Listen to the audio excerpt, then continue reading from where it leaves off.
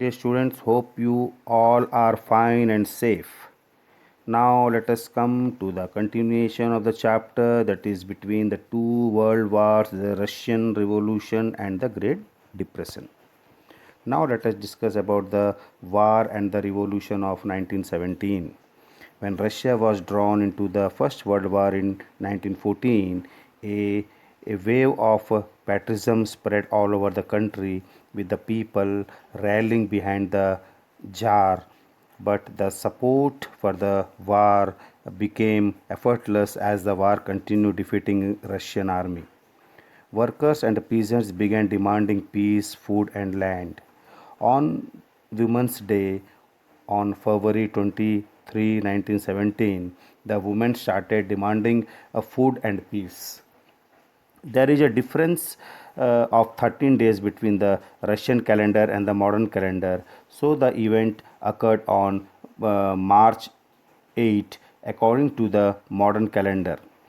Soon, workers and soldiers began to support these demands. Workers' assemblies were also organized in every factory in which the workers choose their representatives. These assemblies were called Soviets. The management of the factories were taken by the Soviets from the owners to take all decisions and implementing them. The soldiers too formed their Soviets in their unit, taking out control from their officers or forcing them to act on their order. Peasants also formed their Soviets in the village. Our next topic is abdication of the Tsar. The Tsar was forced to abdicate on March 2, 1917. This abdication is called the February Revolution. The Duma members choose a ministerial cabinet to form a provisional government. The people wanted to elect by universal surface that would legally form a permanent government. It soon became clear that the provisional government was not serious about land reforms and war in favor of continuing the war. It also became clear that it could not stop the black marketing in food supplies. So the Communist Party, under the leadership of Lenin, began a public campaign against this government. Lenin believed that the Russian middle class was too weak and incapable of establishing democracy in the country. We had seen earlier how the Russian peasants, workers, and soldiers had came together because of their common problem. On October 25, 1917, the Soviets set up a revolutionary government.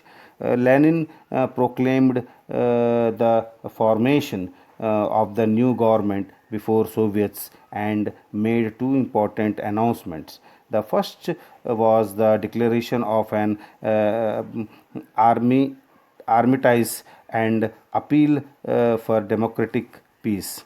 The second was the decision of a nationalize the land belonging to the landlord and redistribute it among the peasants. At the same time, the worker commits were authorized to run the factories. Russia also announced that all nations occupied by the Russian Empire under the Tsarist government were now free. Russia appealed for world peace, but no nation paid attention and were busy in war. So Russia withdrew from the war after signing an agreement with Germany in March 1918. Many newly independent countries decided to align with Russia to form the Union of Soviet Socialist Republic USSR. Our next topic is about Stalin. Following the death of Lenin in 1924, Joseph Stalin assumed the leadership of the Communist Party and soon became the powerful leader of the Soviet Union. He remained leader of the Communist Party and the dictator of the Soviet Union until his death in 1953. Our next topic is industrialization. After the revolution, all private property was abolished and all the bank, factories, mines were nationalized. Soviet Russia faced a challenge of economic development and industrialization after 1924. The country planned development from 1928, but it lacked capital and technical experts. Experts were invited from abroad to help build up industries, but capital was not available from any foreign source. The government mobilized domestic saving, reduced the wages of workers, and taxed the peasants to generate additional resources for investment, promising the workers and peasants that they would benefit from industrial growth.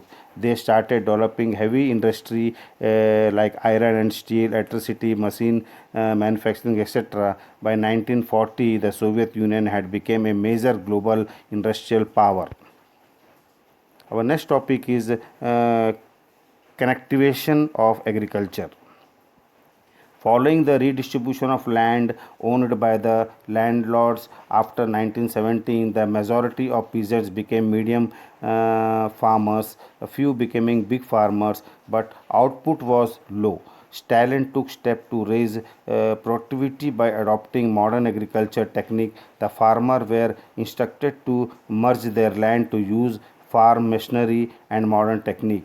New farmers opposed collectivization. Due to this, Russian agriculture remained in crisis for several years. It led to famine from 1932 to 1934. After 1937, Russian agriculture developed rapidly and land productivity rose. For the first time in the world history, workers and peasants created a new society. In this society, everyone had equal access to basic necessities such as food, education, housing, etc. Employment was almost eradicated and everyone got work. Women enjoyed equal rights as men in society. Soviet Russia became economically strong by 1940. The political system that was established in Soviet Russia was not a multi party system. It was only a single community party. Criticizing the government or proposing alternative idea were strictly prohibited and people found opposing the government were arrested. Okay, thank you children. We will continue our remaining topic in our next class. Stay home, stay safe.